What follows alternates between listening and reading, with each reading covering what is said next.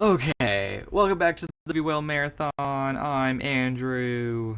And I'm Matt. And we are technically done with our Spider-Man marathon. We've watched all of the Good. Spider-Man movies that are out as of recording. The new one's not out yet. Um, hmm hmm when this episode comes out, it will have been out for a weekend, and we will post our talk Oh, about it the week after. Um, but pretty good. We did a good job we with that. did. You Yeah, did a it's good like job with yeah, that. it's pretty good. Yeah, thank you.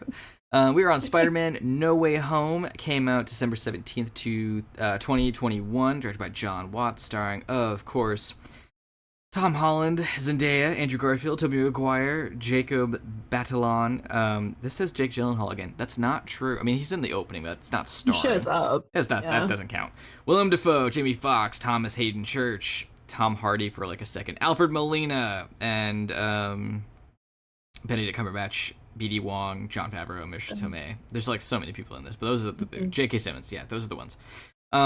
Yes, we're on Spider-Man: No Way Home. Now, here's the unfortunate thing. I'm not gonna be able to get all my thoughts in like a roughly hour-long episode. There's There's so so much much to to talk this about movie. in this Yeah. movie, and I will also say real quick, just off the rip, um, I do not think this is a perfect movie. Truly, I don't think there's such thing. However, I don't know if I have any genuine critiques. I have a Mm-hmm. long list of nitpicks that don't really matter. Because a lot of people's critiques of this movie when it came out, I feel like I either know how to explain it away or there was an explanation they just didn't care to think about. But because there's so much going on, I have like 27 and a half nitpicks, but none of them are like really, really bad. This movie is really solid, in my opinion. It, Like, yeah, I agree. And I think a lot of what it is, well, not only are the storytellers behind it, the writers, the directing, I mean, again, the set design and like the framing and the prop making for mm-hmm, all three of these films is like top tier. I've never seen a world feel so lived in and so relevant to the story hmm, as I have in these Spider-Man films. I mean, we get like the paper that you use to block off the windows in the apartment mm-hmm, has news stories about him on it. mm-hmm, Like they're very detail oriented mm-hmm, and I like that a lot. There are mm-hmm, two billboards for the Roger musical mm-hmm, in the opening sequence. Like mm-hmm, there's a lot of really hefty, lovely world building in this very clearly MCU New York. Anyway, mm-hmm. focusing back in. There's a lot of really good stuff in this film. I do think it ultimately comes down to they did a lot, which Mm-hmm. means a couple of things do end up feeling either rushed or kind of unexplained. Okay. Um, and I don't think that it's that big of a deal. Kind of like how you were saying, like I'm sitting here thinking, like, how would I fix this as a writer? Mm-hmm. And I think they made the right choices. Mm-hmm. If maybe not like 100% of the time, but like a good 98% of the Right. time. I But it think does have trade-offs that I yeah, think are fair, not critiques, but fair things to discuss in sure. terms of like there was maybe a bit of a issue. Sure. I'm also very much within the mentality of I have answers that the movie doesn't have and I might be so comfortable with them I may not see the problem anymore. Right. Um This movie makes it really easy for you to sort of like write in your own Kinda. solutions to any sort of like tiny patchwork hole that you Yeah. So see. like there could be dialogue Yeah. from Wong or Doctor Strange to explain some of that stuff for sure. We just don't get that. But like we gotta kind of move quick, so I want to quickly go through. The opening is really fun. The big hmm reveal that they pay off from the secret ending from Far From Home, like leading right hmm into it, was really fun. Um, Yeah, I also feel like they do a really good job of making it feel like the opening of the first two, but there's a clear yeah, tone shift. Like the first yes, two were high school projects, and this uh one is huh, like, real world adult news uh stuff, huh, So like yeah. it's a similar opening, but Mm-hmm. it feels more mature Mm-hmm. and problematic because of the delivery. Right. Continue. Speaking of that, honestly, that's kind of funny. The shirt that Peter puts on really quick after they bust him, hmm even though they weren't doing anything, is the shirt he walks home in and Homecoming. And hmm in the Homecoming, it was a huge, great, big, baggy shirt, and now it fits. He's Now grown up he that kind of much, which is really fun. Whether that's a real that's detail cute. or like an implied one, like the smaller set piece or whatever, I really like. Um, hmm Opening is fun and crazy. I hmm I like the chaos of it. I love the Mhm. intro of Matt Murdock. So much fun. Love that to Mhm. death. Great stuff. Good stuff all around. Super If we're funny. skipping Super through it, cool. I do want to Yes. jump in. Beginnings of movies are so important. Mm-hmm. And even though this is the beginning movie of a trilogy of a very established character in the MCU, they still manage to remind the audience who everybody is in the Mm. opening, Oh right? yes, yes. Like they all are making very strong character choices in all of this chaos that's layering on top of each other. Like Mm-hmm. the fact that Peter just had his secret identity like blown up, destroyed. Everyone in the world knows who he is and apparently where he lives. Mm-hmm. And he closes all the windows Mm-hmm. and he has May and Happy sit down and say, "We need to have a conversation about your relationship. I didn't realize you guys were breaking up. Can we talk about this?" Uh-huh. Right? Like he is sidelining that Mm-hmm. so that he can talk with his aunt and his Adorable. friend about their breakup. Anyway, that's just a really strong character choice. I love that they made it. They're doing other things with their characters too, but it's so good. Yes. Continuing, Yeah, we get yes. Matt. Matt Yeah. is great. Matt is Matt is great. always great. My little nitpick there was I don't fully get what damage control's issue is with him. They don't Hmm. get into it a whole lot. We kind of get more of an explanation for it later in Wonder Man, with like this particular guy has the job of like filling up their super prison, and he's just going after anyone he can. But in this movie, it doesn't really make a lot of sense because, as we said in the last two movies, no one's been after him for violating the Sokovia Accords, even though there's no way he They could don't have even signed mention them. it in this one. I know. Yeah. Didn't talk about And it it at feels all. like in this legal situation, we should be Right. bringing those And up at least how once. were we going after Iron Man, Bruce Banner, or any of the others when we know they've killed people? You know, like Mm. there's dialogue Hmm. in Age of Ultron after the Hulk trashes half of that city in Africa. There's no official uh warrant for Banner's arrest, but it's up in the air. I'm assuming it doesn't go anywhere, but mostly because he ends up in space, but he comes back. You know, and like Right. and the Winter Soldier got an official pardon, but because Mysterio just posts a video on the MCU equivalent of TikTok saying he was killed by Spider-Man, it all just like what I'm saying is, even though this movie is 2.5 hours long, a little more legal mumbo jumbo from Mr. Daredevil Murdoch would have been kind of nice. Of like, this doesn't stand, you don't have anything here, you got no legs to stand on, this doesn't work. We just get the charges are gonna stick, ha ha ha ha, Spider-Man pun, and we Hmm. move on from that. Which is like, okay, that's nice, but I would like a little more, just a little more, just a Hmm. little more. And then, not fully skipping ahead, but kind of adjacent to this, they never really explain there's missing Stark technology. And Matt Murdock's like, you Right. really need a lawyer. This is serious. And we find out later it's very loosely implied that what it is Happy might have taken is the fabricator. And I'm just wondering, first of all, why? And then why does it matter? And then why would nothing ever comes of it. So Right. just why? Like, what's the issue here? Like, can't Happy, as a friend of Tony Stark forever and ever and ever, just have a fabricator that he never used? Like, I can believe he'd have something that stupid in his apartment. Hmm. What I want to know is why it's quote unquote missing and Hmm. why it's a problem. That doesn't hurt the Yeah. movie overall, but it is a nitpick of mine that I Mhm. would like further explained. Well, and that's things that I have like a bit of a patchwork on. Like, I think at this point, especially with the drone situation that just happened, I think that the government would be trying to lay claim to all of Stark's technology, and it would be Right. considered like a very expensive theft to Mm-hmm. have any Stark technology that you're not supposed to have. And so they're after Sure. Happy basically for that. But then I do agree that we're kind of just left hanging when it comes to like Happy's charges because he gets arrested in the middle of this film. Mm-hmm. And then by the end, he's out visiting the grave, but we Well, don't know how I that goes I down. think he's So arrested at the end only because he drove into an active crime scene. Just for classic sure. American cops. But I am curious. There's a deleted scene with him and Matt that's it's more silly than it is serious. Where like they did film other stuff where there was going to Mm. be more legal proceedings that we don't get to see. Um, Hmm. but your point there about them being aware of all the Stark tech, they do confiscate Edith, but they don't take the Right. Iron Spider suit. He doesn't have access to the Stark network anymore, but he still has access to what is essentially an Iron Man suit. I don't hate that Hmm. he has the Iron Spider suit. I don't. I love the action sequence we get with it, which we'll talk about in a little bit. But I just there's a lot of little things of like I need 10 seconds of dialogue more for this small list of things just to wrap up some loose ends. That's all. That's all.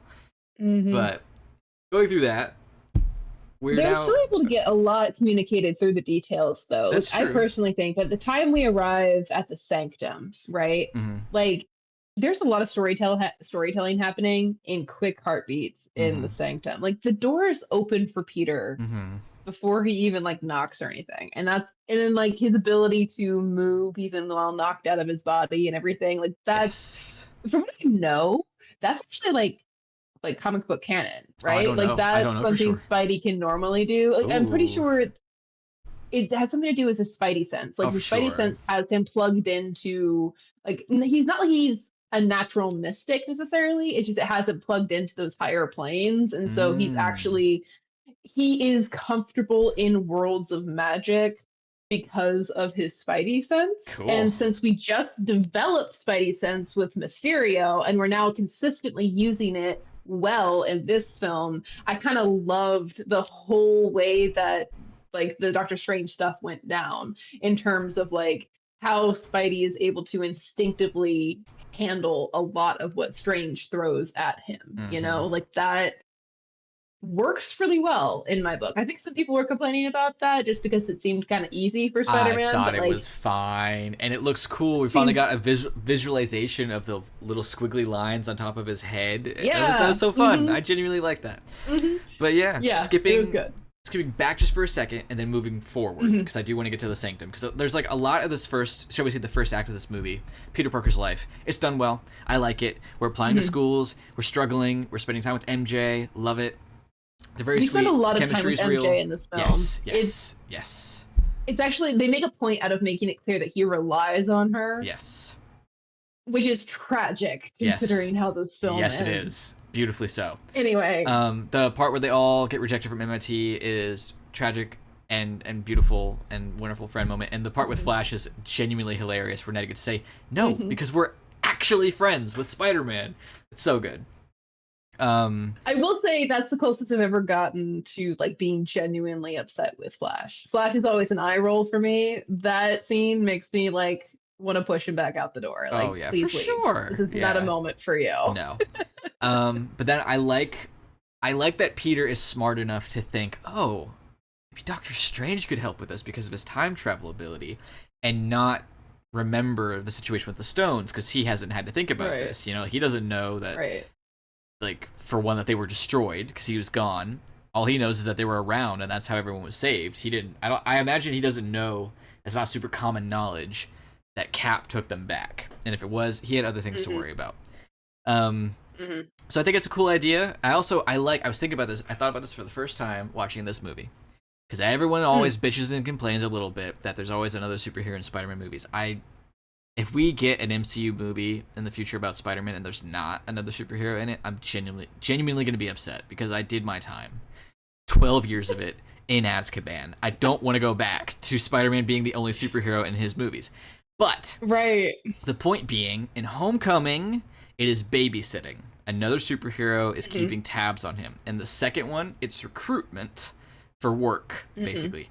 This time, he brings the other superhero in. He Mhm. actively seeks out the other superhero, and I think that matters a great deal, both for the Agreed. story It's and for the him using character. his it's Agency. him like functionally using his network, especially Yes. considering its comparison to the first one where he was trying really hard to make his network with Tony work for him in like superheroing. In this case, he's going with a specific request to a specific person who's within Yes. his area who can help him with a thing Yes. and like is willing to help him with a thing, right? Like that to me, Yes. that's character growth. That's Yes. like I dig it. world growth even And because the characters are mature enough in this universe to actually like get along and work together when appropriate. Yes, I and like it. and it is genuinely coming from a place to help other people, which I do appreciate. Mm-hmm. Um, Mm-hmm. and then we get some fun with Wong, and we get some fun with Doctor Strange, and Mm-hmm. then we go do the runes of Kafkal. And I know there was a lot Mm-hmm. of genuine, fair confusion with how this works. I've looked into it, and I get it, and it doesn't bother me a tad. Do you have any questions or confusion regarding the runes of Kafkal, how it works, and why it did what it did? Literally none. I mean, it's a little complicated, but I put some thought into it Cool. when I first had issues with Yeah, it. it's not that It's hard, is like, it? yeah, yeah. The big, like the comment I have on that spell moment is actually a critique on Strange, but not a critique in the writing sense. It just sort of like, hey, character Strange acting in character. Didn't you think it would have been smart to like clarify what the spell's going to do first before you just start casting That it, and people said right? that. People And said that, which to an extent I get, but I remind myself, Doctor Strange 1 is about him realizing that he's not always right in Mhm. his life, but it's to an extent only within his personal life and his view of the world. He Mhm. still maintains who Mhm. he is as a wizard. Multiverse of Madness is then about him realizing that he can still, like, it's not always him. He doesn't have to be holding the knife, as Christine says. So we're not there yet. That's him. Yeah, we're not there yet. Yeah, that's the Exactly. next film. Which is my Mhm. point. Is in this situation, the conflict is Peter's goofiness mixed with Strange's arrogance, which is, Mhm. I don't think he'd explain how the spell works genuinely. He No, he well, got and he got from Peter, I want people to forget that I was Spider-Man. He mhm. didn't know that anyone knew beforehand. He doesn't care to know anymore, like, Right. so No, yeah. and that's what I was saying. Like he's Yeah. in character. It's Hmm. just it's kind of like a dude, slow down. Right. Make sure you Yes. actually know what the person wants before you cast the spell, A especially if the spell is going to blow up yes. if you change A it halfway through thoughtful casting person it. a thoughtful person would have asked, is Doctor Strange Yeah. thoughtful? No. Is No. a smart person the kind of person that would ask what all it would do? Yes. Is Peter Parker a smart person? Yes. Is this very typical for him though? Yes. 100%. Yes, it is. It's like again, they're both making assumptions. This is a failure of communication, Yes, it right? is. Like 100%. it's written well, which is why I don't have a problem with it. But there are some people who do have a problem with it. I Yes. just wanted to like say, yeah, absolutely, it's a failure between the characters that Hmm. talk to each other, but it's a well written failure that Yeah. makes sense for both of the characters to end up in this situation. Same. It So works for there's no me. problem with it writing No. wise. And people did also say, why is it that a memory spell is bringing people in from the multiverse? And they only hint at it. This is a weakness of the movie. It could be better. It's not quite a memory spell so much as it technically is An a alteration. reality warping spell that does Mm-hmm. affect the entire universe. So people are like, "Oh, well, Star-Lord and Groot and Rocket and Nebula, they still know." No, they don't. They don't, because they're a part of the No. universe. And they're like, "Oh, Yeah. Thor This knows." is Like, no, he doesn't. Nobody does. Because no, but that's literally why, nobody. right? That's why it affects the. Arguably, I think it has to work with the entire multiverse, right? Like It's not the there's whole no other way that multiverse. it Just, counteracts that last spell. well, I think that's the part where it gets a little bit weird still, and it's just magic. My interpretation Mhm. is everyone is coming to that universe because they know he is Peter Parker. It might affect the multiverse because Mhm. the walls were shattering, and that Toby Yeah. and Garfield, they don't remember interacting with him or that they met the Peter Parker of that universe.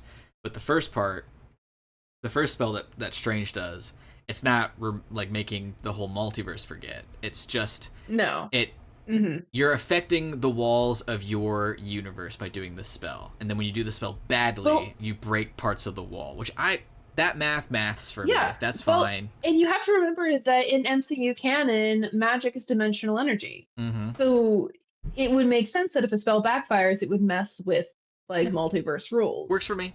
Totally fine with me. Mhm. And then I do genuinely like the moment right after that where Strange like kind of freaks out but immediately comes back and like tries to give him real grown-up advice. It's like, "Hey, like, I'm sorry, Mhm. genuinely, but like if you did this and this and it didn't work out, There's nothing else you can do, man. That sucks.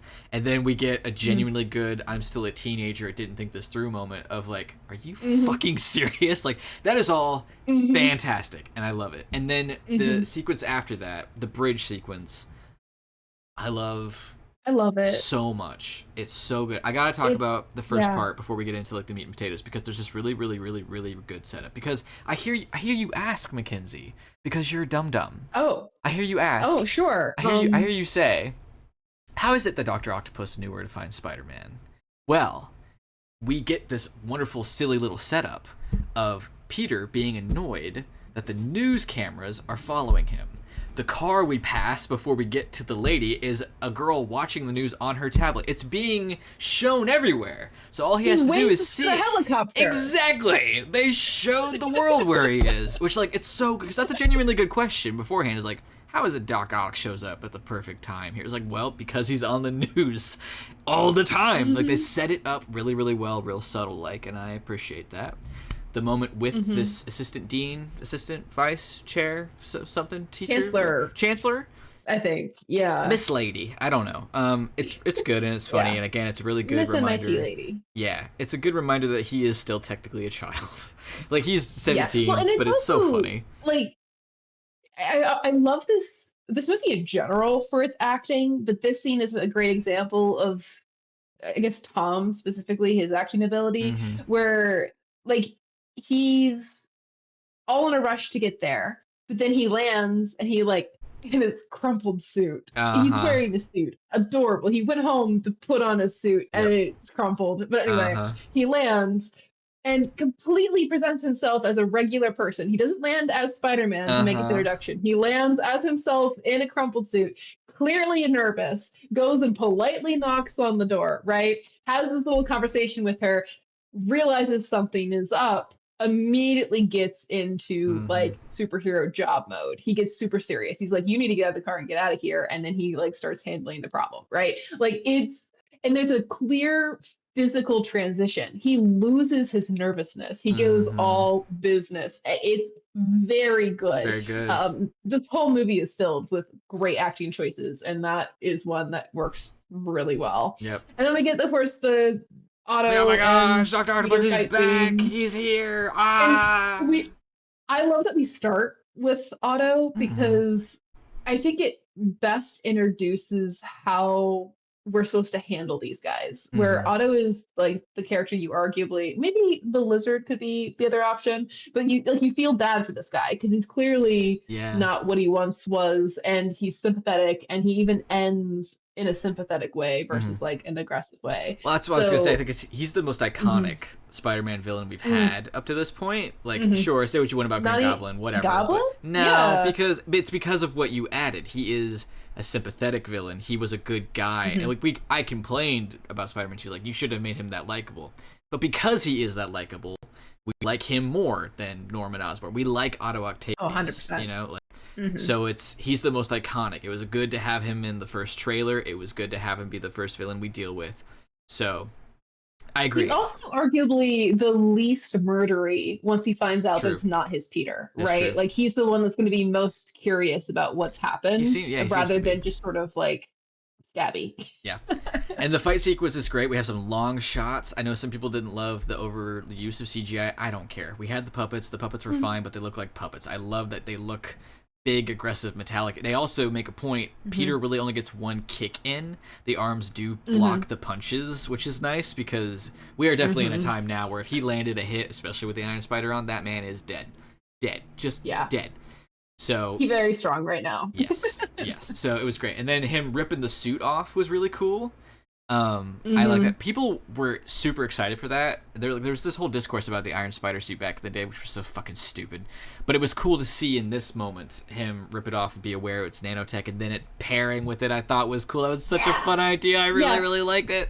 And literally in the theater watching it the first time, my brain went, it's kind of lame that Tony Stark's technology would just integrate and be at a complete loss the minute like an enemy AI it like interacts with it. Like this is the technology that fought off Ultron. Like we can't, why is he just surrendering? And then it turns out that it was actually Uh-huh. infiltrating, Yep. and that now Peter had control over it. And I immediately went, yeah, that makes sense. That's Makes the kind sense. of technology I would expect from Yeah. Tony Stark. I'm a little So nitpickish it was on good. why it couldn't immediately correct the main issue we go to fix later, but whatever, that's not a huge deal. Sure, I'm just a sure. little It's curious not about that it as well. intelligent. It's It's more mechanical. Yeah, but it's intelligent enough to suppress the existing intelligence to where it can't control I the think arms, but not enough to silence the noise. yeah, yes, exactly. It's a physical change rather than like a internal mental change, right? It's Yeah, like freezing somebody rather than like but fixing their mobility but problem. it's I don't know. That still was bad mode. it's freezing it still internally. Like the iron spider bits didn't attach to the arms and then it's so strong that the arms can't move. It is Mhm. doing it on a software level, but not That's true. enough to mess with the noise that drives Otto Octavius insane. Yeah. I Not mean, that something that program is still there. It's just overridden, is right, essentially how like I thought of it. overridden but still loud. You know, like I cut off your Hmm. ability to move, but you could still talk. Like Hmm. that's just very, Hmm. very specific, is all I'm saying. Hmm. Um, Sure. but the fight sequence is great, and we get a lovely, awesome, fun moment, especially in the first trailer of like, oh, you're not Peter Parker. For anyone who thought that we were not getting, the other Spider-Man coming in, so much fun. Um, and then I the also yes, okay, yes. I was noticing this time, kind of with all of the characters from the other universes, I feel like the filmography, the cinematography, makes a very intentional effort to blend with those movies' universes or style just a little bit when they introduce those characters. Like, and it's possible it's just because of the arms, and so the fight choreography would be changed a little bit. MCU Spidey is very swingy. He Mhm. swings, he throws things, there's constant movement. In the overpass fight with Otto, they do a lot of smashing. He gets a Mhm. lot of thuds and a lot Mhm. of breaks and a lot of tossing, which is a little bit more what Toby's choreography was like. Oh, yeah. And so I felt like I don't know if that was intentional or not, but it felt more like a Toby fight than it felt like a I Tom fight. I think the intention Um, there is to give Doctor Octopus a good fight sequence and a moment to shine in the only way he really mhm, can, which is to toss him mhm, around real good, and it mhm, worked, and they were successful with that, mhm. and I And also I think they appreciate it. do other things like that as they go through it. I don't remember when exactly this pops up, but when they first introduce, like when they first bring the camera to Norman in this universe, and they're in the alley, they pan over like a grate. It's like an air conditioner, but he's also got the grate in the background, and he's in an alley with a bunch of brick, and it's the colors are muted, which Hmm. again, we're in graded, like lots of grates, metal, brick, dark is Toby's aesthetic. It doesn't look Mm. exactly the same, but it has a sort of like even the Grunge. panning of the camera is a style they used in those Oh, movies. very So it possibly. feels like They're it definitely. feels like they're intentionally bringing in bits of the other storytelling techniques to Mhm. make these characters feel like at home or like to remind us of what it was like to see these characters in their original versions. I don't know. It I felt believe that intentional. because Electro's Hmm. intro has his theme for a second. Like they throw in, Right. yeah. Hmm. Before we get to Electro, I fully agree, but we're already at half time, so we got Oh to my move gosh. forward We a gotta keep little going. bit. We gotta move. The intro of Goblin is also great, and then we get to Hmm. the Sanctum basement, and we get the big reveal. Yes, we've got multiverse men visiting, and there's Hmm. dialogue that Strange has about following the lizard into the sewer. It Viewers. makes me Hmm. think. First of all, I have to explain a little bit. Do you understand like what we're dealing with multiverse wise as far as these characters go? I mean, it's the multiverse. Yeah, but like the Spider-Men, they are our Spider-Man. We've never actually met Right. these villains before, technically speaking. Well, yeah. They're all variants, technically speaking. I was going more with like a wibbly wobbly timey wimey kind of theory where like the multiverse is outside space time, right? Which means you can really pull from any point at any other Sure, timeline. but there's other things that And point that they are variants. Otto, not there are so certain much. costuming choices and design Yes. choices. Norman is noticeably more squeamish when he's Norman Osborn than he is in the Spider-Man movie. Norman Osborn is an asshole in the first Spider-Man movie. He's not here. Lizard stays Lizard the whole time. Granted, that's because they didn't get the actor back. He does the lines, but he's not there physically ever. But still, that's a notable thing is he's Lizard the whole time, and Sandman can only be Sand. So these are just variants of these villains, which is okay with me because it's still the same guys, and they're just like they're variants in the same way that Loki in the show Loki is a variant of Loki from the MCU main movies. It's They're still basically the same familiar dude.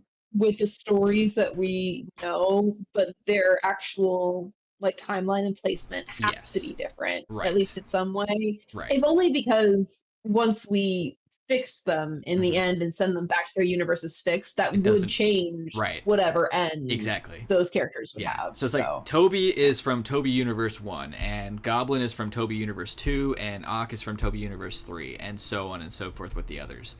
But that being said, I do think there's this little thing where they each come in right after they learn that they're Peter Parker is Spider-Man, because when Lizard finds that's a out that cool Peter theory. Parker is Spider-Man, he's in the sewer. It's when he finds the Yeah. camera. Otto says, I Uh-huh. had him by the throat, which is right after he takes the mask off, and then he's there. Electro, people point this out, this is a genuine critique, we could argue, I'm okay with it. Electro never knows that Peter Parker is Spider-Man, but he's here anyway.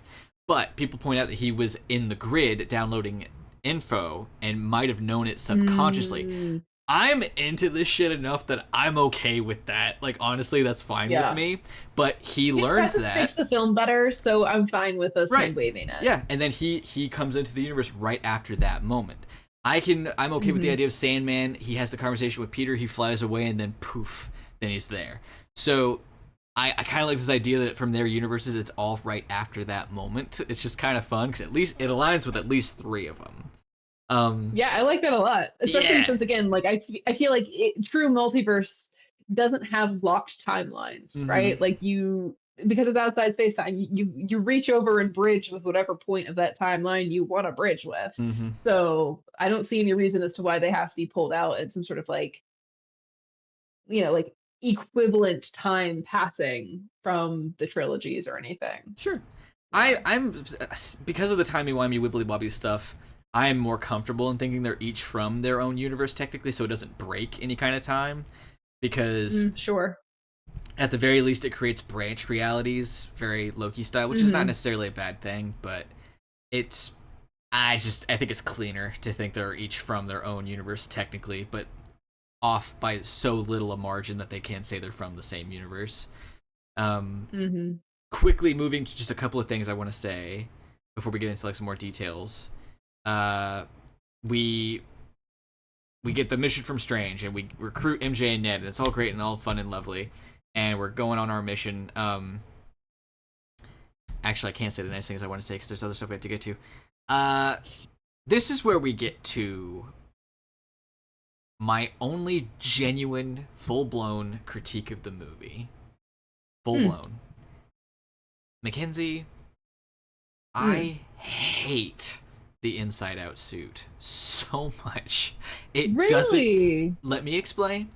Because first of all, we don't have a lot of time. I know. Give me a minute. Give me a minute to explain. It makes no sense at all. I agree with that. To do that. Flipping his lenses, he shouldn't be able to see. Can't do that. It makes no sense. Now, they released one of the action figures of this, like one of those really, really good ones, and it was the suit Inside Out, and it was just the motherboard, and it was cool. The webbing is gold, the suit is black. That's fine. But he's got all these loose wires and shit in his suit. The idea that he feels that when it's flipped all the time is absurd. Absolutely absurd. It is so ridiculous. It's for one scene, and it was just to sell toys. You could have done a different version. There's this really cool thing where like the issue with this suit is that they splashed green paint on it. You go paint it, dude. This is after Into the Spider-Verse. You do a version of it. Paint a new suit. Paint on top of the suit and do something crazy. Do something new. And then apparently you can't wash it out, but Aunt May figures out how to do it easily. That is so dumb. I hate it. It's like perfectly clean when she does it. I don't... Perfectly clean. Whatever. So dumb. I do want to say, when we're talking about the suit, I generally agree with what you're saying here. Like, there wasn't really a good reason to do it. It raises way more questions about practicalities and the reality of the suit than they really need it. However, they do use it to their color story advantage. I mean, they managed to... I don't think the Inside Out darkness really has that much to do with anything, except a bit of a... Look, there's a small foreshadowing moment. I got a great point here. He shows up in that suit still at Feast, where he's figured out that Norman is with May, and so he's like racing there because he thinks she's in danger, which foreshadowing. But we get there, and he doesn't look like himself, and he is on the offensive, arguably. And then May is sitting there in the organization that she has designed to help people, helping a person who needs help. She's wearing his colors, blue and red, and Norman's wearing his colors, purple and green. He also has his suit just underneath his shirt collar, suggesting that he's hiding there still. And only in the light of this scene can we see the blue and red wiring on Tom's shoulders, in the suit's shoulders, suggesting there's a little bit of like heart coming through, even though he's not in his natural state. That's pretty good. That was really, really good color storytelling. That's pretty good. I liked that a lot. I don't know if it's specifically the whole questions about the suit. I don't know if it's worth it, but there is a really good moment in the color story because of it, which makes it almost enough to forgive. I don't hate that. See, what I wanted, this is the only thing that I thought I would do different. He needed to go into the fight with Electro with his regular suit. Electro needed to burn off the fabric to reveal the gold motherboard underneath it. Like, because it's a tech suit. So zap him and have it overload and have it burn away. Like the metal stays. And so we still, like, no wires, no loose wires, just the motherboard stuff that we've seen before. And it's black and gold.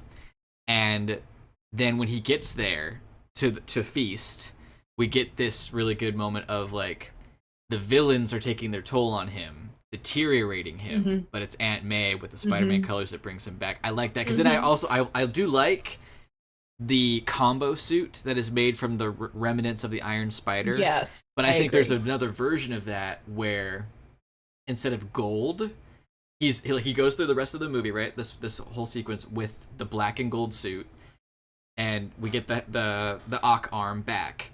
And in between the gold webs, the Iron Spider replaces the red. So we get black, that would be cool, red, and gold. I'd fuck with that hard, man. That would look awesome. And there'd be just enough. There'd be just enough Iron. Yeah, there'd be just enough Iron Spider left for that, I think. And it would be like a returned form. He's helping Ock. He's able to it's an emblem of his specific Spidey. Yes. Yeah. Yes. I think that would be better. I really do, because then you earn the black and gold suit. You get that moment with the color storytelling, and you get the moment of getting the Iron Spider back, and it would still look good and shiny and fun and all this good shit. I'd prefer that. That being said, we have to quickly talk about the Electro fight sequence is awesome. I like how I like how he's introduced. He's still blue. I like how Peter senses him before he shows up on screen. I don't mind that the energy of the MCU being a world with magic and Infinity Stones allows him to make a new body. I really don't. I think that's fine. It's also suggested that Tony does a lot of infrastructure work while he was around, so they're like, who's to say that it's not running off some sort of arc reactor energy? Yeah. I think the arc reactor energy is just holding the energy of that universe. So just in a really good containment. Battery. Yeah, exactly. I'm not upset that this version of Electro also kind of has to be connected to something. in order to have like Mhm. a lot of power. I think that kind of that works for me. It's like a limitation in this new world.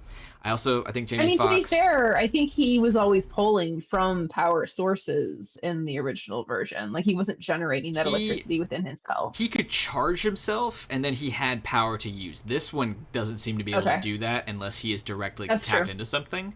I'm okay with that. Potentially because he has a physical form, maybe. Maybe.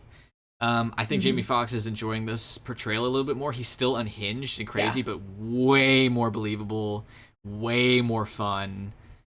He's a little Um, bit more suave than I'd really like, but it ends up being fun for the film, so it's okay. yeah, I do like that they reference that he was still a weirdo in his universe. Like Dr. Connors lays it all out, Hmm. but maybe he was a Hmm. tad more suave since he is a variant in his universe. He likes how Hmm. he looks Hmm. more, but maybe he was a similar guy. Um, True. So I'm okay with that. I like the intro to Sandman. He's still an ally, like where he was when we left off Hmm. before he falls back into being a villain. All like I I also do. like Yeah. that.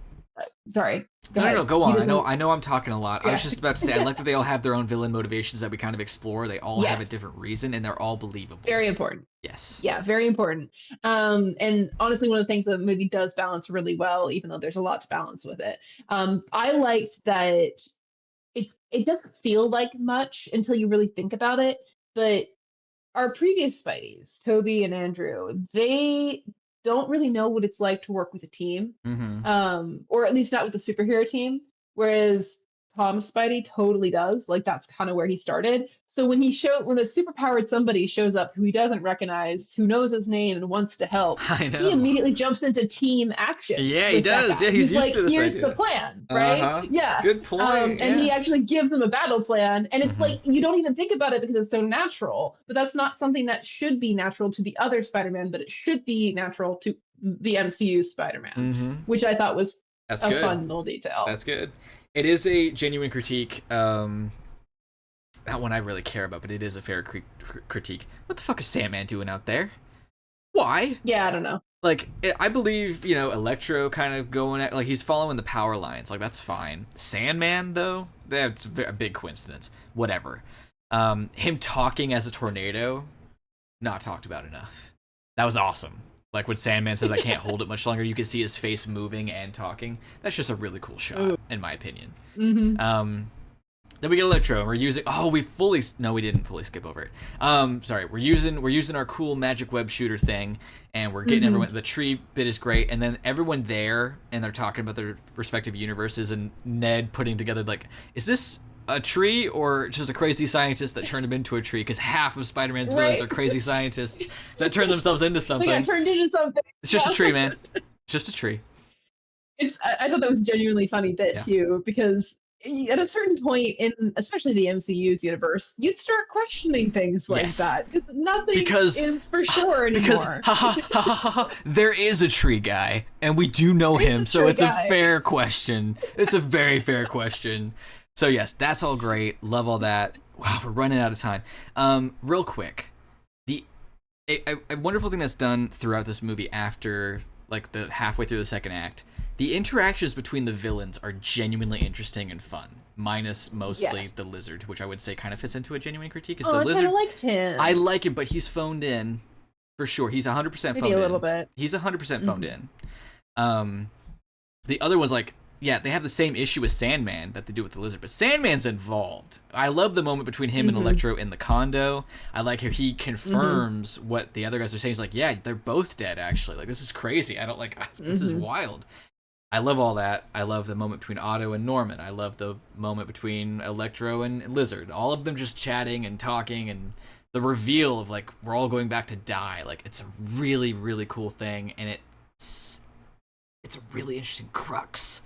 I like it. Hmm. Motivations Hmm. abound. It's good shit. Yeah, and like the fact that, especially since this Spider-Man doesn't have any history with these characters, either for their benefit or to their detriment.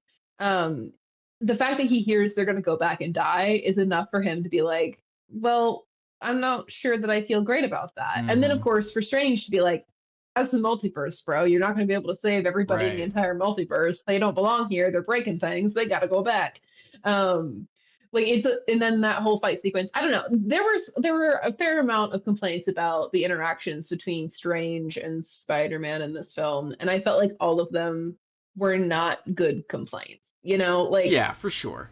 the motivations between the characters are like they're solid all the way through. It's believable that they would get into the sort of conflict they do. It's believable that the conflict would go the way that it does because the mirror dimension is just math. I honestly Um, really like it. People complain about that so yeah. much, but like it's not a real fight, which is not considered enough. Like Hmm. what the way I've using my dumb little metaphors I do, the fight between Doctor Strange and Spider-Man is a kickboxing bodybuilder versus a toddler, but the kickboxing bodybuilder isn't trying. And the Right. toddler is trying as hard as they can. They're smart. They push him down the stairs and lock the door to the basement. That's all it is. Hmm. That's Yeah, all it that's is. literally what And happened. it's a And like believable, like, it's also very I get like sibling fight energy out of it where yes. like they don't really want to hurt each other, but they No. are also willing to come to blows over doing what they believe is right, and Right. therefore they're fighting, right? Yeah. So like if either of them went for the kill, there's a pretty good chance that either of them could kill the other, is Spidey given a lucky hit, right? Right. But they're not That's trying to not do what's that, and happening. therefore No. that's not how the fight would go, you know? No. Like Like, I'm and you really get that out of the yeah, tone yeah, in Strange's voice when he takes the ring off. Just a yeah, sarcastic, yeah, ow. Like, you yeah, idiot. yeah. Like, it's not. Yeah. If you went into this thinking that was dumb that Doctor Strange lost, what did you want him to do? Did you want him to eat the universe like he does in What If? That's the definition of unnecessary and Of overkill. Like, that is overkill. so stupid to expect that. There's also a little bit of what they Yeah. do in Age of Ultron slash Civil War with Tony and Steve, in that the emotion Mm. is raw. All these villains Mhm. are going to go back and then die while fighting Spider-Man, which is what kicked off the conflict in the beginning of this movie. From the last movie, it's just Mhm. the villain that we dealt with died while fighting Spider-Man, and look at the problems it caused me. So Right. I Great dig, point. I dig all that shit, Great point. and it is hilarious when MJ is like, "And I will do it," and they're all like, "Yeah, yeah, yeah, Sure. I believe it." Like it's genuinely Yeah. funny. All of them MJ reacting. is like a powerhouse in this film. Like, granted, she Yes, doesn't have any powers, but she has so she's much doing great. confidence, you Yes. know? And I mean, this is a jump ahead, but since we're here, and I don't think we'll have time for it when we get there, MJ clearly, her character has clearly regressed at the end of the film Mm-hmm. when she doesn't remember Peter. Yeah. She's less confident. Her hair is more like it was back in Homecoming. He knows Ned, so apparently they managed to become friends, which probably just because things didn't change, they just don't remember. But it's still just like there's a clear intentional design and acting choice to make it so that you notice there's a Mm-hmm. difference in MJ because Peter's not there. And that's so sad. Yep. It's because especially because Peter decides that it's not worth it, Yeah. but yet you could Well, no, see that he was good for her. it is worth it, Mac. Anyway, That's the thing. It is anyway, worth it. It's worth we're not not there doing. yet. I I know. jumped the gun. I'm Yes. sorry. I'm Quickly, sorry. we do have to quickly talk about trying to fix the villains. Wonderful sequence. Do I believe the Fabricator could Yes, do all that? Yes. Is it a bit of a MacGuffin? Yes. The weird part sure. is that Happy has it. Just explain that. I don't care. I think I could do it. I also The think it's really funny that in order to show the change in Doc Ock, they just give him a bunch of blush. Like he just gets really Yeah. rosy He cheeks just wakes when he's up. no longer a bad He's guy. just he's the nice guy again. I don't have time to talk about how his conundrum still doesn't make any sense. It's the same issue as Spider-Man 2, but we're not going to talk about it. They fixed it. It's great. Mhm. I like the genuine moments between the villains. I like the moment between him and Norman, Peter and Norman. That is where he's like, Mhm. if you need a job and you want to hop universes, just let me Right. know. That is so funny and sweet. So yeah, we do that, and then we're working on Electro. We're working on Sandman. It's all great, all good, wonderful stuff. And then the spider sense kicking in when Goblin finally steps in. Brilliant, amazing, Yeah. fantastic, love it. Yeah. So much fun. I love that it's the longest Spidey sense sequence that we've gotten yet, Yes. where like he knows something is wrong, but he can't pin down the threat in the room, and he looks at each of them, and it's Mm-hmm. not them, something's wrong. Mm-hmm. Um, and I also feel like that's kind of resonant in terms of like if we think about Spidey sense being a dimensional thing, which I think it's supposed to be, it would know the threat of Goblin being like I arguably primary threat yes. and maybe respond more aggressively to that presence. I think you're right. And what the spider sense is, I didn't know that, and so I don't often think of it like that. I like to think of spider sense in the most grounded Christopher Nolan way possible, Mm. in that Mm-hmm. it absorbs all of the information it can at all times Right. around it. And it can literally detect the change in brain chemistry of Norman Mm. Osborn when the goblin kicks in. That's what I interpret it as. Sure. And he can just feel, because Mm-hmm. like we as people, we can feel a difference when there's a Right. psychopath around. What does he Mm-hmm. feel when the psychopath of all psychopaths is around? And not just around, but kicks in because he wasn't there the whole time. I really dig that. It works Right. either way, that the dimension thing It or does. yeah. Mm-hmm. So then the fight sequence is insane, absolutely So good. amazing, so Once again, I brutal. feel like the fight choreography is a nod back to Oh, Toby's it's fight choreography. slugging and It's yeah, punching and they're punching, they're breaking through walls. It walls looks and like a structural building floors. that they're in. Yeah. Mm-hmm. It's brutal, dude. Incredible. And like the scene, I did put it in the trailer because they already know it's iconic. But the scene where he's just hitting him over and over and over Yes, again, and then and he's he's just just laughing. laughing. That Oh, that made me spookily uncomfy in this idea that if not Spider-Man, if Green Goblin and Captain America fought, Green Goblin would tear him to pieces because Spider-Man is significantly stronger than Green mm-hmm. Goblin. No, I'm sorry, than Captain America. The I don't cat, know where yeah. Green Goblin usually ranks in relation to Captain America, but what they're showing me in this movie right now is that he would absolutely kick his ass, because if he's taken that from Spider-Man and laughing, Captain America's got nothing Mm-hmm. on him. Nothing. Yeah. Which is just not something I ever really thought about, that one of Spider-Man's villains that runs around in green tights with his pointy ears and his little purple satchel is Yeah, someone that could kick Captain America's ass. Not something I I think don't about really very think often. that's supposed to be Goblin's thing. He's more of a ranged guy, and even in the Toby's movies, he had like a whole suit of armor protecting him Oh, from sure. punches. Sure. But But in this version of him yeah, seems to have some sort of durability he's that is very strong. frightening. I did Yeah. gloss over this. I don't hate that the Goblin's armor at the intro scene is all CGI, because it finally looks like it's purely made of metal instead of very obviously Mm. plastic. I didn't hate that. Um, I also really love the way they do the costume change.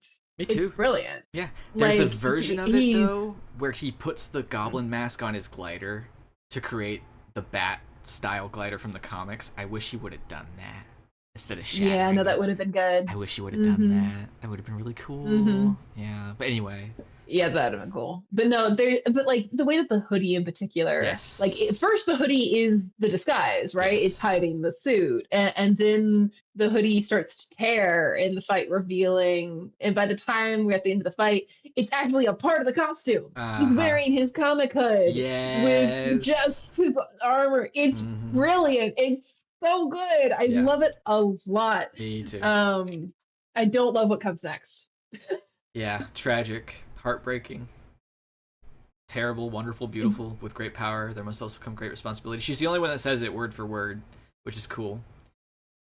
We got to spend 3 movies I with her have instead of one, like with Uncle Ben. yes. It's not hating on Uncle Ben, Hmm. just saying there's they really built this up, so it really hurts as much as it possibly And can. once again, the acting is just really good here, where May is so much in shock that she doesn't really know what's happened to her. And of course, then Peter has to respond to Mm, that.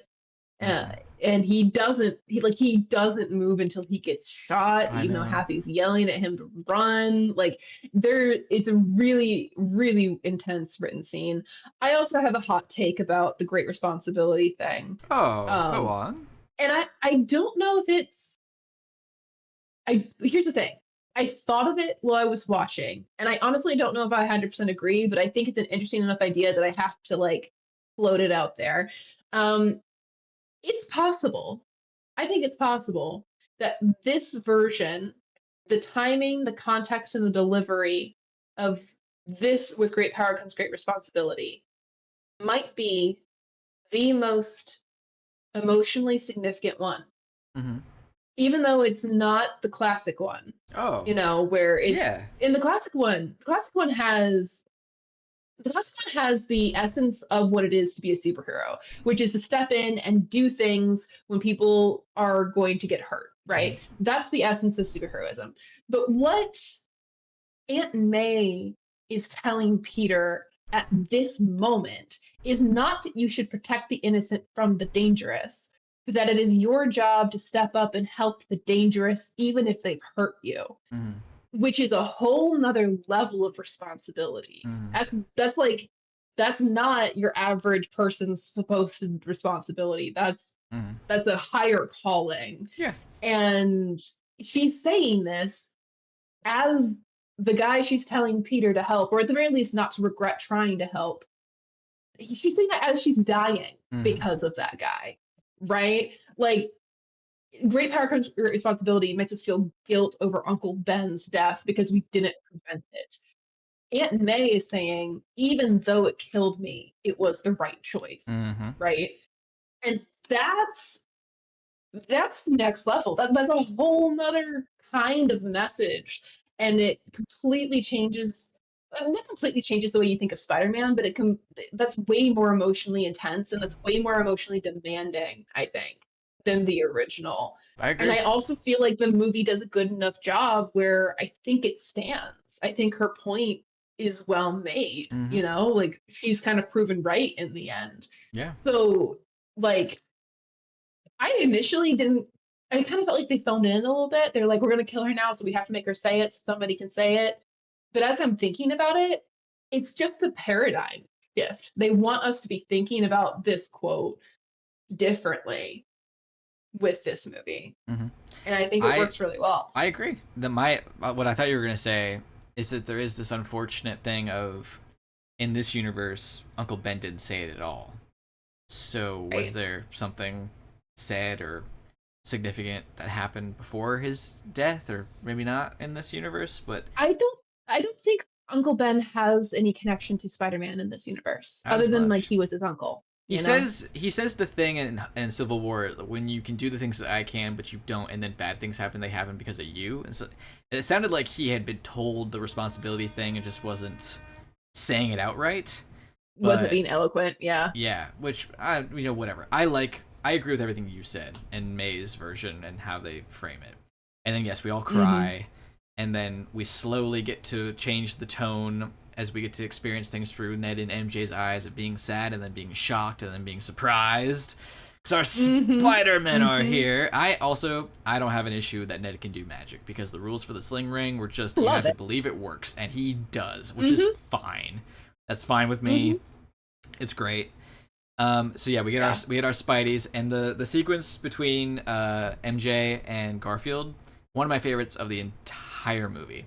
It is so funny with the bread and the pointing and the Mm-hmm. crawl around. Those No, like yes, crawl around. This is enough. No, it's I not. This could is be plenty. wrong, but I think those are the two most celebrated actors in this movie, and those are their scenes together. Like I think Alfred Zendaya Molina is more and often celebrated, is he not? He's like a really well known that actor. maybe, but like Zendaya is the one that's currently in everything. I don't think True. she's actually won an award yet, has she? I don't She know. should have. I don't keep up with it. Um, and then Andrew Garfield, he's a very good actor, but a lot of his talent ends up going to the theater, so it's not Mm-hmm. always seen on like sort of like Hollywood's news cycle. Mm. But he is, I mean, I'd watch him in any role. There's apparently he played Biff in a production of Death of a Salesman, which I don't know if that means anything to you, but I think that would be an amazing bit for him to play. Okay. So I don't know. Point is, I think of those two as like maybe the most sort of like powerful actors on the screen, although Tom gives them very good run for their money, as well as um, Norman's actor. Willem Dafoe. I'm blanking. Willem Dafoe. Yep, that's the guy. There's a lot of good acting in the Hmm. movie. I just think it's really funny that Zendaya and Andrew, who are Yeah, like world class actors, are having this interaction in yeah, this movie. it's pretty good. I love the sequence. It is hilarious. It's very fun. It's also in the background showing us that it never knows how to close a portal, so that when it comes up Right. later, it's not out of nowhere. And then we get Mhm. Toby, and oh my gosh, we scream, we cry, we laugh, cheer. It's so fun, and we Sure. get some pretty good heartfelt stuff about, we're trying to find your friend 'cause I think he needs Mhm. our help, and it's wonderful. And Mhm. we get a moment between Ned and Peter and MJ. We cry, and then I like that Peterson can sense them before she says that they're there. Um, Yeah. and then we Yeah, no, have that every that's another one where everyone's just acting their butts off. I actually, and even in the theater, this was the case. I can't take my eyes off Zendaya in the shots that she's in mhm. that scene, and she's blurred out. They want you to Yeah, focus on what Tom is doing, and Tom is doing hmm a great job, but she's she's doing like great. she's giving such specific like emotions and reactions to each thing that is said, and she's like watching Peter for his emotional cues, and you can just barely see the glistening tears in Ned's Uh eyes in the huh. Uh background. huh. Like everyone is doing such a good job on like the school rooftop scene. It's very heartfelt. It manages to tie together all the craziness that's happening with the emotional like vulnerability and tragedy that's happening. Hmm. It's very good. I also love that Ned is included in all the Me significant too. friend family moments Yeah, in me this too. film. That's Like good. it's pretty common for the best friend to get sidelined once the love interest is significantly Yes, and I involved. worried they were And gonna I do love that. that yeah, and it's Ned and MJ in almost every interaction where Peter is like with his people, they're hugging him together, right? Like it's that just feels right, you know? Yes, So I love that 100%. we're doing that. Yeah, and it's a great moment between the three Spider-Men for the first time, where they talk about Mm-hmm. losing Uncle Ben, and Andrew's moment talking about Gwen is always gonna hurt. I Mm-hmm. don't love that movie, but that pain still is there, and it carrying over into this film is real, and it's Mm-hmm. great. And then them fixing all the villain cures in a school Mm-hmm. lab is so Peter Parker and so great and so genuine. I love that Andrew puts on a lab coat to sort of indicate the Yes, fact that he's a bit more of like a chemist, lab sure. scientist, and Mm-hmm. the other two are a little bit more like Yeah. amateur is the wrong word, but they're not as they're not as closely aligned with science career Yeah, as I that agree. Peter is. Mm-hmm. I And I was love, no, go ahead. yeah, I love that Toby and Andrew. I'm sure this is worked out with the writing room and the director and everything, but they pick very clear directions and arcs for their Spider-Man or their Peter to be Mm-hmm. having in this movie, and they deliver on what their Peter would be thinking based on that arc and that role every time they're in a scene. Where Mm-hmm. like it's pretty clear that Toby is here in a sort of like mentor capacity. Yes. He believes that this is an opportunity to help a person do something right when he wasn't able to learn from his mistake. He's like, I messed this up, so I can be here so you don't have to mess this up. And then he also gets a miracle opportunity to try and help Norman because Peter never really wanted to hurt Norman. Mm-hmm. Um, and then Andrew's Peter is here because he is like desperately lonely. He Mm-hmm. lost his partner in crime and he doesn't really have any other confidants. He's completely alone. And you can tell, like, they even come up with a little bit of like a extra angsty backstory thing for him, where he's like, I kind of lost it for a bit and I got too aggressive and I lost sort of like the moral code that I was supposed to have. And it's indicated that he does that because he doesn't really have anybody to curb him on that, right? And so when Mm-hmm. he shows up, he's like, these kids, I want to be there for them. I want them to have the emotional support that I don't have. And so he's constantly like sort of like supporting them and like offering Ned a little like pat on the shoulder when he says he's never going to betray him. And Mm-hmm. like he's there for the emotional support guy. And they managed to make that like the motivation for the things that their Peters do or their Spider-Man do Yeah, throughout the film when it's they're there. great. And they managed to clear up what could have been really confusing, right? Mm-hmm. They end up having clear, distinct identities, even though they were three of the same character with only 45 minutes, maybe, to really tell the last bit of the story. Mm-hmm. I thought it was impressive. It's good. Very good. I love the whole sequence in the lab. I really, really like this circular conversation thing that we do, Mm-hmm. where we start with Mm-hmm. Ned talking to Toby, and that leads to Mm-hmm. Ned going to talk to Tom for a second, which then has Tom and Zendaya talking, and then the next scene is Andrew reacting, or Toby witnessing Andrew's reaction, and they have a conversation, which then leads to our funny meme moment, which honestly, I'm not upset about. We needed it. It was great. It was very natural, and it makes perfect sense. It's great. So good all around. And then, yeah, I like that we then get a reaction to organic webbing. It was so fun. It's so fun. They did such a good job at making that feel so like natural, because that's exactly what would go down. And you were like, what? This comes out of you? Yeah. So yeah, we're kind of skipping over. Like, I would love to sit and talk about the lab sequence more, because it is just really, really good and healthy. Again, the acting, like the background acting, is carrying a lot of weight. In the I like scene. that we get like a full blown scene, like just between Toby and Garfield. Like, that's just kind of cool. You know, like. They could have neglected that because it's supposed to be Tom's movie, but they don't. They allow for those two Spider-Men who don't really have a place in this world to have a moment together. But all this is happening, but I still feel like it's Tom's movie, which I think is very successful. Agreed. But then we get the final sequence, the final battle, and it's amazing all around. The conversation between the three of them in the beginning, again, talking about Spider-Man stuff, is great. Referencing the villains, talking about fighting an alien in space, and the rhinoceros machine, and the "you're amazing." I love all of that. It might be my favorite part of the movie. I don't know. I'd have to think about it. It's a lot of fun. Villains show up. Good stuff. Loving the fight. It's funny. It's weird. It's awkward at first. Digging it. Electro looks great. I love how he creates his mask out of the lightning. I know it's a thing they do in the comics, but it looks so good.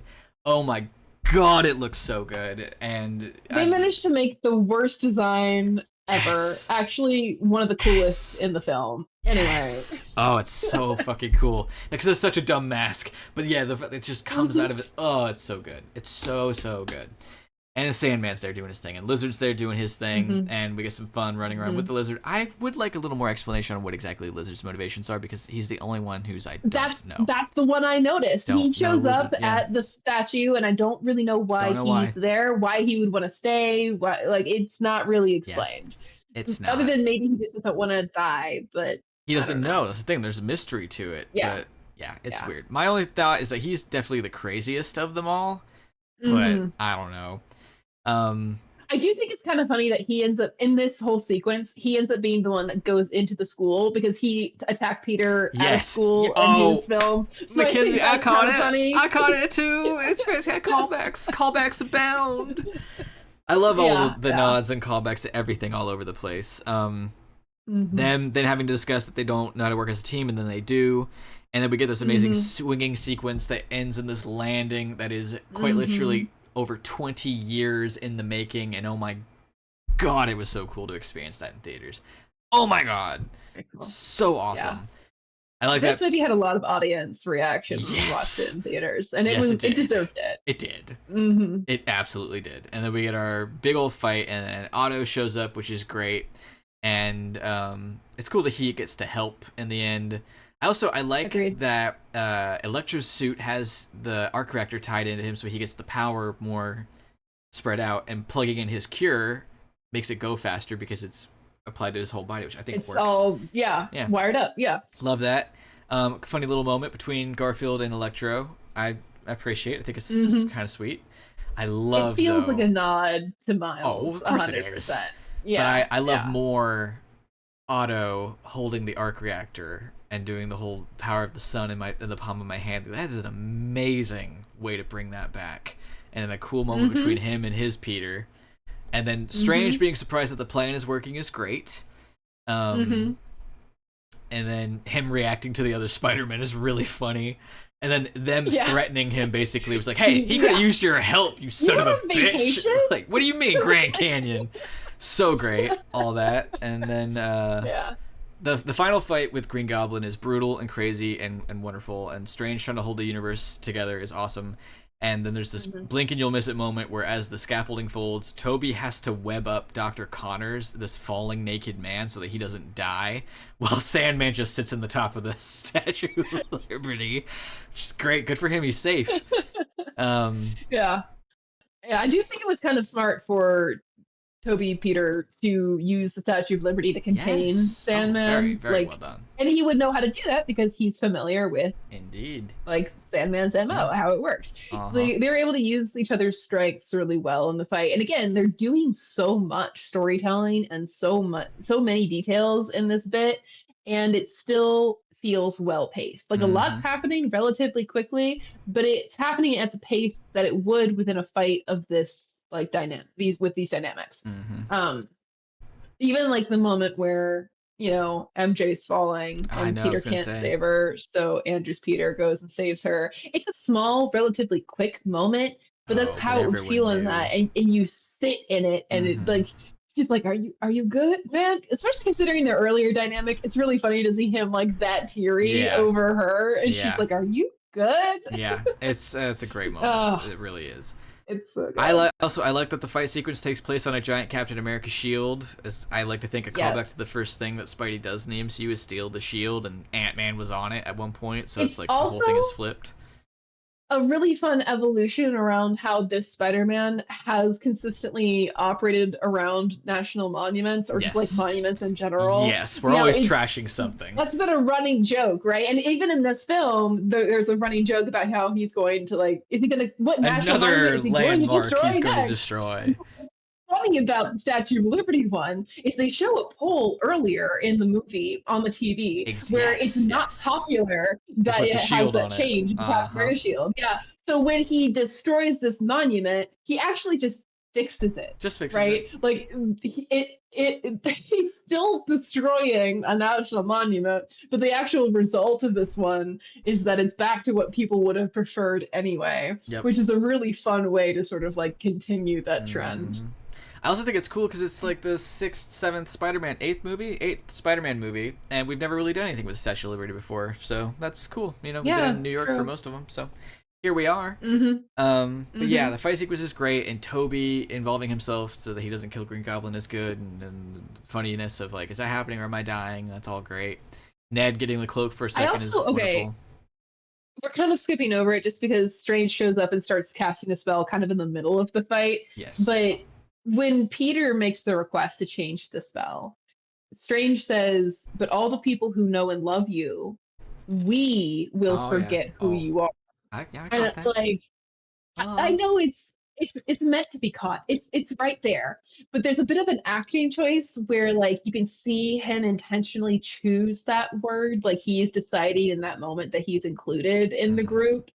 And it's just again, small moment, Yep. quick moment. Good But the moment. acting and the writing are is giving us so much in Hmm. that moment I've where also uh the way I've interpreted that, it's not just that he's including himself in how he cares for Peter Parker, but there's a bigger difference now in helping this kid get to college by removing the secret identity and choosing now to willfully erase what is still in your perspective a child from existence and right. leaving him to Hmm. his like imagine what that does to a person because like we know, yeah, Strange is arrogant and he's cocky, but like he doesn't do that kind of shit super light. The heart. Yeah, Like like he cares about he cares about people in an abstract sense. And once he gets to yes. know them, he cares about them in a real sense. And he's just really getting to know Peter. Like he respects Peter because Peter was on the team when they fought Thanos, right? Mm-hmm. But it's only after the events of this movie, I think it's fair to say that he knows who Peter is and what he's capable of. But Right. he's finding out literally at that moment. He's finding Mm-hmm. out at the moment where he's also being asked to no longer know that, right? Right. So it's I don't know, they just managed to capture the unique emotion of that. This is not someone who has known Peter for a long time and has loved him and has an existing relationship with him. This is a guy who has recently come to understand and respect him and see him as like a kid, right? He's like, you are, I feel protective over you, and you are asking me to do this thing, which is heroic and noble, and I respect it. But it also means that I'm going to lose you, even though I Mm-hmm. just figured out who you are. Yeah, Like, there's just a lot going on in that. there is. And we get to say goodbye to our Spideys, and it's a wonderful, sweet moment. And then we have to say goodbye to It Ned and is. MJ, and it's a tragic, horrible, heartbreaking moment. And then we Mm. swing away. And then we go get some coffee, and she moves her hair, and she says it doesn't hurt anymore. And we decide is probably best. And Such a good detail too, I because know. like he clearly had doubts walking in, but he also clearly planned to Oh follow yeah. through.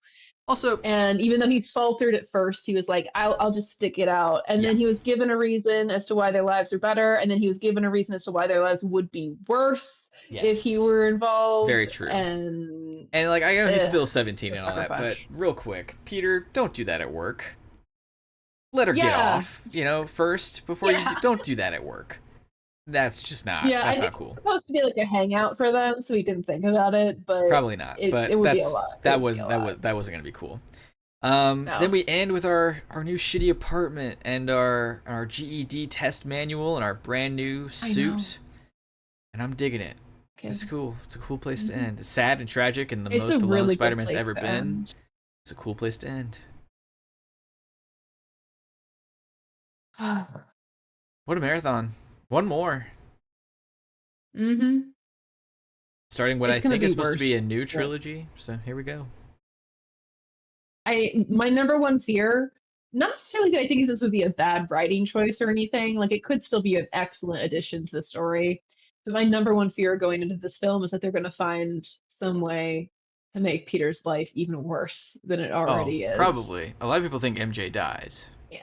Yeah, because Zendaya has been wearing only black Exactly. on the press tour. Except for in Um, China, where white is the color of mourning, apparently. Though I read that on the internet, so do not quote me. That could be right. absolute bullshit.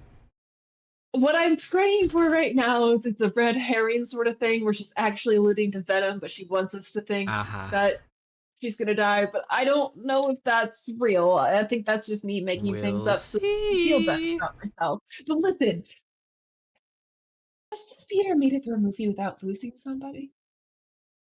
Far From Homecoming. Home. Oh, no, no one dies in Well, Homecoming. Yeah, you're right. Far From Home is when he processes the death of Tony, though. That's true. That's a good point. Yeah, Homecoming is fine. It's just this kid, There's always he's already something. lost both his parents. We don't Uh-huh. know, like in true like movie Spider-Man fashion, we don't really know what's up with his parents, but he lost them early. Um, and we don't know what happened with Uncle Ben, We but it's lost clearly him. sad because like May was sad about it. He makes an allusion to what she's been through, and then he uses Ben's suitcase. Yep. So We lose he has an Ben, emotional and attachment we to him. lose Tony, And now we've lost Tony and May and and Ned, and Happy MJ, and Happy, and Ned and MJ. and Edith, and Strange, and Captain America, Oh and Black gosh. Widow, and yeah, He has literally no one, no one. and if if if Ned and MJ figure out who he is in this next film and then MJ dies because of it, It's gonna really hurt. I don't know how I genuinely don't know how a person Yeah. comes back from What does that. it What does it That mean when the only person you have is the Punisher? nothing good. Rock bottom is what it means. All right, but that's us. Really, we're past our time. Tis a Whale. Would recommend. Love Yeah. it. hmm I don't know if it's the Agreed. best of this marathon because again, it's the ending of 20 years of movies. You can't Yeah. fully watch this one in a vacuum. I don't think it's a bad thing. I'm not saying it is, but hmm I think it relies on a lot. It's the end of a trilogy, hmm like hmm it's got a lot going on, which makes it a fantastic watch. It is But my opinion that the only one that rivals this one for best movie in all of the Spider-Man movies is probably Far From Home. But Far From Home? yeah, Really? maybe Homecoming. Maybe Homecoming. We'll do a poll Homecoming on it is one day. really good on its own. That's true. But Far From Home is like an emotional gut punch in a way that Homecoming isn't quite. Fair. I don't know. I don't know. But that's us. We have one more Spidey movie, and then we're getting into something completely different. So this will be fun. So true. Yeah. All right. Good That's night, it. all. Bye. Bye.